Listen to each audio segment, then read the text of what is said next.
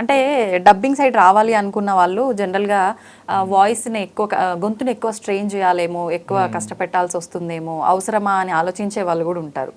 అట్లా వాళ్ళకి ఏం చెప్తారు మీరు? అంటే రావచ్చు అంటారా, ఈజీనే అంటారా? మీకు ఈజీనే, అందరినీ అంటే యూనివర్సల్గా అందరికీ కష్టంగా ఉంటుందా, పర్లేదు రావచ్చా? అదే నేను కూడా గ్రోయింగ్ డబ్బింగ్ ఆర్టిస్టే.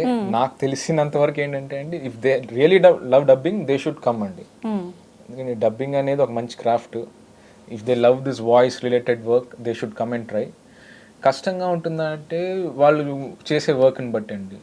అంటే ఇప్పుడు సీరియల్ స్టెప్ ఒకలా ఉంటుంది, వెబ్ సిరీస్కి ఒకలా ఉంటుంది, ఫిల్మ్స్కి ఒకలా ఉంటుంది. సో వర్క్ని బట్టి వాళ్ళ ఎఫర్ట్స్ మారుతూ ఉంటాయి. ఓకే. అలాగే క్రౌడ్ అని, ఫైట్స్ అని ఉంటుంది, బిట్స్ అని ఉంటాయి, then characters, then comes main leads or something. Okay. Starting స్టేజ్లో ఆ ఫైట్స్, క్రౌడ్ అంటే కొంచెం బాగా స్ట్రెయిన్ అవుతారండి. డబ్బింగ్ ఆర్టిస్ట్ ఎవరైనా స్ట్రెయిన్ అవుతారు. కొంచెం బిట్స్, క్యారెక్టర్స్కి అలా వచ్చేటప్పటికి వేరే రకమైన స్ట్రెయిన్ ఉంటుంది. అంటే క్రౌడ్స్, ఫైట్ అనేసరికి చాలా కష్టపడి అరవటాలు, కొట్టుకోవటాలు, అలా ఎఫెక్ట్స్ అవి ఉంటాయి. క్యారెక్టర్కి వచ్చేసరికి క్యారెక్టర్ ఏం చేస్తే అది చేయాలి. క్యారెక్టర్ ఇంకా మరీ సైకోలా అరిసి గొంతుంచుకుంటే వీళ్ళు చించుకోవాలి. ఇదే క్రౌడ్ ఫైట్స్ లో అంటే అన్న నా వల్ల కాదన్న, వేరే వాళ్ళు చెప్తారన్నా అని maybe you can get an excuse. But if you committed for character, character ఏం చేస్తే మీరు అది చేయాలి. వాడు మరీ సాఫ్ట్ అయి ఉండొచ్చు, మరీ వైల్డ్ అయి ఉండొచ్చు, వాడు రక్తం కక్కేటట్టు అరిసి ఉండొచ్చు, మీరు అరవాలి. ఆ స్ట్రెయిన్ అంటే స్ట్రెయినే మరి. అవునవును. ఓకే. ఇట్లాంటివి ఎక్కువ కష్టంగానే ఉంటాయి అయితే. ఉంటాయి ఉంటాయి చెప్తుంటేనే ప్రాజెక్ట్ని బట్టి ఉంటుంది. ఓకే. ఓకే.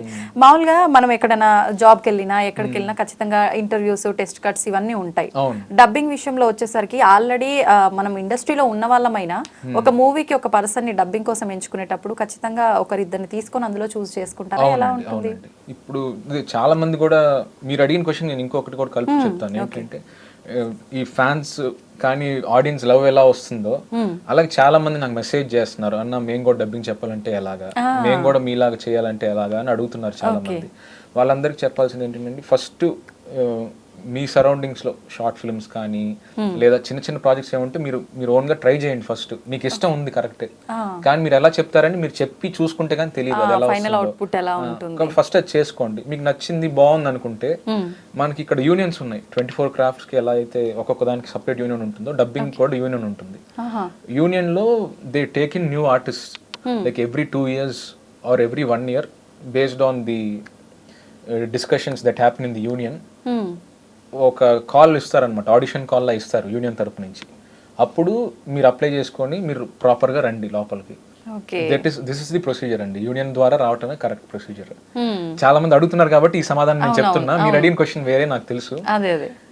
మీరు అడిగిన క్వశ్చన్కి ఆన్సర్ ఏంటంటే అండి, ఇప్పుడు ఏ సినిమా తీసుకున్నా కూడా ఒక మెయిన్ క్యారెక్టర్స్కి అది 4 characters, 5 characters, hero, heroine, villain, comedian, అలా 4 క్యారెక్టర్స్ ఉంటే 4 క్యారెక్టర్స్కి కూడా ఒక్కొక్క క్యారెక్టర్కి ఒక 3 4 లేదా 10 మంది 20 మందిని కూడా చేయొచ్చు బేస్డ్ ఆన్ ది స్కేల్. అంటే ఆ డైరెక్టర్కి ఏం కావాలో, ఏ వాయిస్ కావాలో మనకు తెలియదు. దీనికి ముఖ్యమైన ఏంటంటే అండి, 4 పిలుస్తారనమాట వాయిస్ టెస్ట్ లాగా. యాక్టింగ్కి ఎలాగైతే ఆడిషన్స్, డబ్బింగ్ ఆర్టిస్ట్కి వాయిస్ టెస్ట్ అనమాట. సో ఇప్పుడు హీరోకి జరుగుతుంది అన్నప్పుడు ఆయన మనల్ని పిలుస్తారు. ఎవరు ఇక్కడే యూనియన్ ప్లే చేసిద్ది. యూనియన్ ఏం రోల్ ప్లే చేసిద్ది అంటే, యూనియన్ నుంచి ఒక డబ్బింగ్ ఇన్ఛార్జ్ అని ఉంటారు. ఇప్పుడు ప్రేమల మూవీకి గోగినేని ప్రసాద్ గారు అని, he's a senior person, he was the incharge for this project. అలాగే గోగినేని ప్రసాద్ గారితో శ్యామ్ గారు అని ఒకళ్ళు సపోర్ట్ గా చేస్తారు ఆయన. సో వీళ్ళిద్దరూ మన ప్రేమల మూవీకి చూసుకున్నారు. సో ఏమవుతుంది, వీళ్ళు వచ్చేసి ఈ క్యారెక్టర్కి ఎవరిని పిలుద్దాం, డైరెక్టర్తో డిస్కస్ చేస్తారు. డైరెక్టర్ ఏం చెప్తారు, నాకు ఇలాంటి క్యారెక్టర్కి ఈ ఏజ్ గ్రూప్లో కావాలి, రొమాంటిక్ గా కావాలి, లేదా సాఫ్ట్ గా కావాలి, లేదా బేస్ కావాలి, అలా అంటే వాళ్ళ డిస్క్రిప్షన్ ఉంటుంది కదా, వాళ్ళకి ఎలాంటి వాయిస్ కావాలని. దానికి తగ్గట్టు ఒక 3 4 పిలిస్తే ప్రతి రోల్ కి హీరో, హీరోయిన్, కమీడియన్, అది ఏ రోల్ ఉన్నా సరే ఆ రోల్స్ కి 4 5 పిలిచి వాయిస్ టెస్ట్ చేసి, వాయిస్ టెస్ట్ నుంచి ఓకే అవుతుందండి. అంటే టీమ్ సెలెక్ట్ చేయటం. ఓకే. అయితే మీరు ప్రేమలులో మెయిన్ లీడ్ హీరో క్యారెక్టర్ కి చెప్పారు కదా, బిఫోర్ కూడా ఏమన్నా మూవీస్ కి మెయిన్ లీడ్ క్యారెక్టర్స్ కి చెప్పారా? చెప్పానండి. ఓకే. ఏ మూవీస్ కి? ఇప్పుడు మన నెట్ఫ్లిక్స్ లో ఆర్చీస్ అని చెప్పి ఒక ఫిలిం వచ్చింది, జోయా అఖ్తర్ డైరెక్ట్ చేసింది. అందులో అగస్త్యానంద అని చెప్పి అమితాబ్ బచ్చన్ వాళ్ళ మనవడు అబ్బాయి. అది మంచి ప్రెస్టీజియస్ ప్రాజెక్ట్ నెట్ఫ్లిక్స్ లో, అది చెప్పాను మెయిన్ లీడ్ గా. సూపర్. తర్వాత వెన్స్డే అని చెప్పి ఒక వెబ్ సిరీస్ ఉందండి, అది నెట్ఫ్లిక్స్లో ఉంది. అవునవును. అందులో కూడా టైలర్ అనే క్యారెక్టర్కి చెప్పాను, అతను కూడా వన్ ఆఫ్ ది లీడ్ అందులో. ఇంకా తమిళ్లో కొన్ని ఫిల్మ్స్ చెప్పానండి. దెన్ ఇక్కడ స్టేట్ ఫిల్మ్స్ చెప్పానండి, ఒక 3-4 స్టేట్ ఫిల్మ్స్ చెప్పాను హీరోస్కి. గెట్ టు రిలీజ్, అవి రిలీజ్ అవ్వగానే మీకు చెప్తాను. ఓకే, తప్పకుండా అండి. ఓకే, దిస్ ఇస్ ఇవి కాకుండా హీరో ట్రాక్స్ అవి ఎక్కువ చెప్తుంటున్నాను.